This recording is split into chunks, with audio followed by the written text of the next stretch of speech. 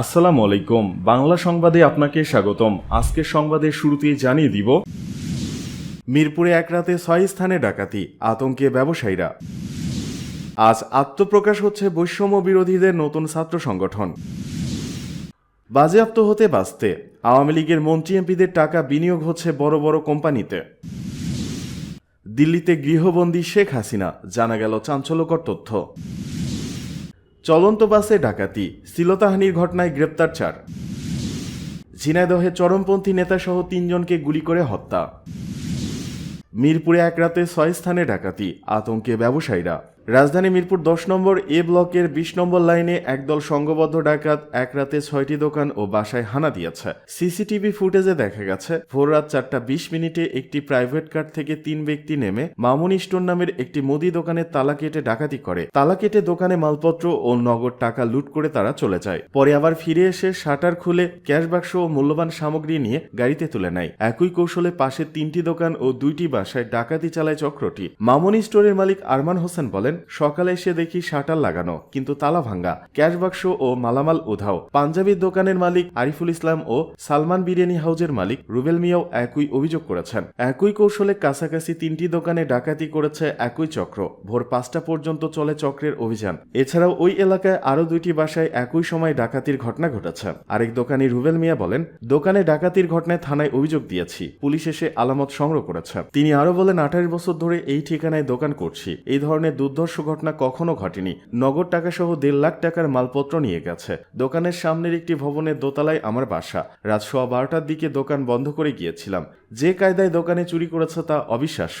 আমরা নিরাপত্তাহীনতায় রয়েছি, জড়িতরা শনাক্ত হোক, প্রশাসন নিরাপত্তা নিশ্চিত করুক। সিসিটিভি ফুটেজে দেখা গেছে চক্রে 3 জন সদস্য, একজনে পায়ে কেটস, পরনে সবুজ স্যুট। একজন প্রথমে আশপাশে তাকাচ্ছিলেন, এরপর অন্য 2 সঙ্গী দোকানে ঢুকে একে একে সব মালামাল বের করে নিয়ে আসেন। এ সময় তাদের হাতে ধারালো অস্ত্র ছিল। এদিকে আজ আত্মপ্রকাশ হচ্ছে বৈষম্য বিরোধীদের নতুন ছাত্র সংগঠন। জুলাই আগস্টে ছাত্র জনতার গণ অভ্যুত্থানের নেতৃত্ব দেওয়া বৈষম্য বিরোধী আন্দোলন থেকে নতুন একটি ছাত্র সংগঠন আত্মপ্রকাশ করতে যাচ্ছে। আজ শনিবার ঢাকা বিশ্ববিদ্যালয় মধুর ক্যান্টিনে আত্মপ্রকাশ করবে নতুন এই ছাত্র সংগঠনটি। সংশ্লিষ্টরা জানিয়েছেন, জুলাই অভ্যুত্থানের নেতৃত্ব দেওয়া ছাত্র নেতাদের নেতৃত্বে আত্মপ্রকাশ করতে যাচ্ছে নতুন এই ছাত্র সংগঠন। এটি স্টুডেন্ট ফার্স্ট, বাংলাদেশ ফার্স্ট স্লোগানকে ধারণ করে গঠিত হবে। জুলাই আন্দোলনে সাধারণ শিক্ষার্থী সহ যারা একটি নির্দিষ্ট মতাদর্শ অনুসরণ করেন, বিশেষত জুলাই অভ্যুত্থানের নেতৃস্থানীয় ও দূরদর্শী রাজনীতি গড়ে তুলতে আগ্রহী, তারাই মূলত এই ছাত্র সংগঠনের উদ্যোগ গ্রহণ করেছেন। এছাড়াও এটি লেজুর ভিত্তিক ছাত্র সংগঠন হবে না। নতুন যে রাজনৈতিক দল গঠনের কথা হচ্ছে, তার সঙ্গে এই ছাত্র সংগঠনের কোনো সম্পর্ক থাকবে না। আত্মপ্রকাশ করতে যা নতুন ছাত্র সংগঠনের সাংগঠনিক কাঠামো কেমন হবে তা জানতে চাইলে বৈষম্য বিরোধী ছাত্র আন্দোলনের সমন্বয়ক আবু বাকের মজুমদার বলেন, আমরা যে নতুন ছাত্র সংগঠন নিয়ে আসছি, তাতে প্রাথমিকভাবে আমরা আহ্বায়ক কমিটি গঠন করতে যাচ্ছি। এক্ষেত্রে সর্বোচ্চ পদের কম হবে আহ্বায়ক, সদস্য সচিব, মুখপাত্র এবং সংগঠক। এক্ষেত্রে আহ্বায়কের সঙ্গে যুগ্ম আহ্বায়ক প্যানেল এবং সদস্য সচিবের সঙ্গে যুগ্ম সদস্য সচিব প্যানেল থাকবে। বাজেয়াপ্ত হতে বাঁচতে আওয়ামী লীগের মন্ত্রী এমপিদের টাকা বিনিয়োগ হচ্ছে বড় বড় কোম্পানিগুলোতে। দেশ ছেড়ে পালিয়ে যাওয়া কিংবা আত্মগোপনে থাকা আওয়ামী লীগ নেতাদের নামে ও বেনামে হাজার হাজার কোটি টাকা দেশে বড় বড় কোম্পানিগুলোতে জমা রাখা হচ্ছে, যার মাধ্যমে তারা নিজেদের অর্থের নিরাপত্তা নিশ্চিত করছেন। এসব কোম্পানিগুলো এখন বিপুল বিনিয়োগ পেয়ে সুবিধা পাচ্ছে এবং পোয়াবার অবস্থায় রয়েছে। সরকারের পট পরিবর্তনের পর নেতারা যেভাবে পেরেছেন, তেমনিভাবে নিজেদের নগদ অর্থ কিংবা মূল্যবান সম্পদ দেশের বাইরে সরিয়ে নিয়েছেন। অনেকেই এই অল্প সময়ে অর্থ সরাতে পারেননি, কারণ তারা নিজেদের এবং পরিবারের নিরাপত্তার কথা ভাবতে ব্যস্ত ছিলেন। এবার এসব নেতাদের পাশে দাঁড়িয়েছে বড় বড় কোম্পানিগুলো, কারণ যখন বড় গ্রুপ অফ কোম্পানির অ্যাকাউন্টে টাকা জমা থাকে বা তাদের জিম্মায় সম্পদ রাখা হয়, তখন প্রশাসনের পক্ষ থেকে কোনো বাধা আসে না। তাই বিনিয়োগের নামেই হোক বা টাকার নিরাপত্তার জন্য অর্থ কোম্পানিগুলোতে সরিয়ে রাখার চেষ্টা চলছে, যাতে নেতারা হাত ছেড়ে বাঁচতে পারেন। গত 15 বছরে আওয়ামী লীগ সরকারের অধীনে বড় বড় কোম্পানিগুলো সবচেয়ে বেশি সুবিধা পেয়েছে এবং সম্পদের পাহাড় তৈরি করেছে। এখন সাবেক মন্ত্রী, প্রতিমন্ত্রী, সংসদ সদস্যদের টাকা নিরাপদে রাখতে সহযোগিতা করার জন্য এসব কোম্পানিগুলো এগিয়ে এসেছে। বিদেশে পলাতক নেতারা দেশে ফিরে না আসলে কিংবা বড় ধরনের সাজার আওতায় পড়লে তখন এসব কোম্পানি লাভবান হবে। এই কারণে এসব কোম্পানিগুলোর অ্যাকাউন্টে টাকা জমা হচ্ছে। এছাড়া নতুন ব্যবসা চালু করা কোম্পানি থেকে শুরু করে ভারত ও আশেপাশের দেশগুলোতে ব্যবসায়ী বাজার সৃষ্টি করা কোম্পানিগুলোর নামও রয়েছে, যারা এসব নেতাদের কালো টাকা বিনিয়োগের ব্যবস্থা করেছে।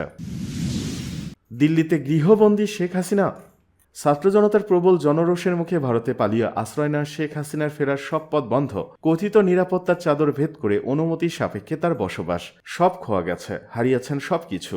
দাবি তাকে ফিরিয়ে এনে বিচারের মুখোমুখি করার। গঙ্গার পারে তারা যাকে আশ্রয় দিয়েছেন তারাও সন্দিহান, তিনি অনাহত, কেউ তার অপেক্ষায় নেই। এমনকি এতদিন যারা তার কথায় উঠবোস করেছেন, ফায়দা লুটে গড়েছেন কারি কারি টাকার পাহাড়, তারাও মুখ ফিরিয়ে নিয়েছেন। শেখ হাসিনা বলতে যারা একসময় জ্ঞান হারাতেন, তাকে সন্তুষ্ট করতে যারা থাকতেন উন্মুখ, তারাও এখন তাকে এড়িয়ে চলছেন। যারা একসময় শেখ হাসিনার ধারে কাছেও ঘেঁষতে পারতেন না, পাত্তা পেতেন না, দলের অন্দর কিংবা বাহিরে, এখন তাদের লাইভে এসে নানা কথাবার্তা বলতে হচ্ছে। হুমকির ফুলকি উড়িয়ে পাত্তা পাওয়ার চেষ্টা করতে হচ্ছে। উল্টো সেসব হুমকি নিয়ে তৈরি হচ্ছে মিমস। শেখ হাসিনা ভারতে কিভাবে আছেন, কোথায় আছেন তা নিয়ে দিল্লি বারবারই চুপ নীতির অবস্থান নিয়েছে। দিল্লির এই চুপ থাকায় মানুষ প্রশ্ন তুলছেন, শেখ হাসিনা কি দিল্লিতে গৃহবন্দী? এবার ভারতীয় গণমাধ্যমের খবরে বলা হচ্ছে, শেখ হাসিনা আবারও ফিরে আসতে মরিয়া। তিনি ফিরবেন আর প্রতিপক্ষকে ধরবেন, প্রতিপক্ষকে শুলে চড়াবেন, উন্নয়ন করবেন, মেট্রো রেলে চড়বেন, পদ্মা সেতুতে গিয়ে গায়ে হাওয়া মাখবেন। তবে শেখ হাসিনা ফিরবেন সেই খবরে অনেকে আবার আশাবাদী। তারা চান হাসিনা আবার ফিরুক, ফিরে এসে বিচারের মুখোমুখি হোক। প্রায় 2000 হত্যা, শত শত মানুষ আহত, আয়নাঘর কাণ্ডের মতো বহু অভিযোগ শেখ হাসিনার বিরুদ্ধে। বাংলাদেশ সরকার প্রস্তুত। আগেই শেখ হাসিনাকে ফেরত আনতে প্রয়োজনীয় সব নথিপত্র দিল্লিতে পাঠানো হয়েছে। বারবার তাগাদা হচ্ছে দিল্লিকে। শেখ হাসিনাও আসতে চাইছেন, তবে দিল্লি কেন তাকে দেশে পাঠাচ্ছেন না? জটিলতা কোথায়? অন্তর্বর্তী সরকারের প্রধান উপদেষ্টা প্রেস সচিব শফিকুল আলম জানিয়েছেন, শেখ হাসিনাকে দেশে এনে বিচার করা অন্তর্বর্তী সরকারের মূল লক্ষ্য। শফিকুল আলম বলেন, কিছুদিন আগে জাতিসংঘের মানবাধিকার কমিশন যে প্রতিবেদন দিয়েছে তাতে স্পষ্ট শেখ হাসিনা কি ধরনের অপরাধ করেছেন। তাকে মানবতা বিরোধী অপরাধে অভিযুক্ত করা হয়েছে। এটা বড় ধরনের অপরাধ। জাতিসংঘ ও কিছু কিছু মানবাধিকার কমিশনের প্রতিবেদনের পর অনেক চাপ তৈরি হচ্ছে। এই চাপে একটা নমুনা হলো ইন্ডিয়া টুডের জরিপ। সেখানে দেখা গেছে সেখানকার 55% মানুষ চান শেখ হাসিনাকে বাংলাদেশে ফেরত পাঠাতে। কিছু অংশ চাচ্ছেন তাকে অন্য কোনো দেশে পাঠিয়ে দিতে। মাত্র 16 থেকে 17% মানুষ চান শেখ হাসিনাকে ভারতে রাখতে। এদিকে চলন্ত বাসে ডাকাতি, শ্লীলতাহানির ঘটনায় গ্রেপ্তার 4।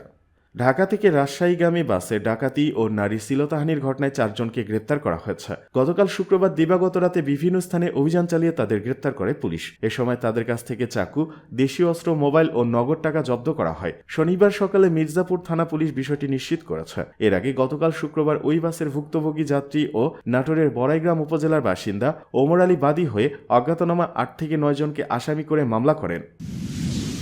ঝিনাইদহে চরমপন্থী নেতাসহ 3 জনকে গুলি করে হত্যা।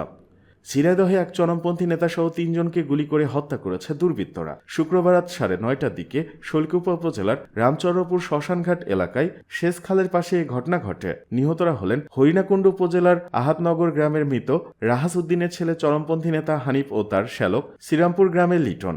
বাকি একজনের নাম পরিচয় শনাক্তে পুলিশ কাজ করছে।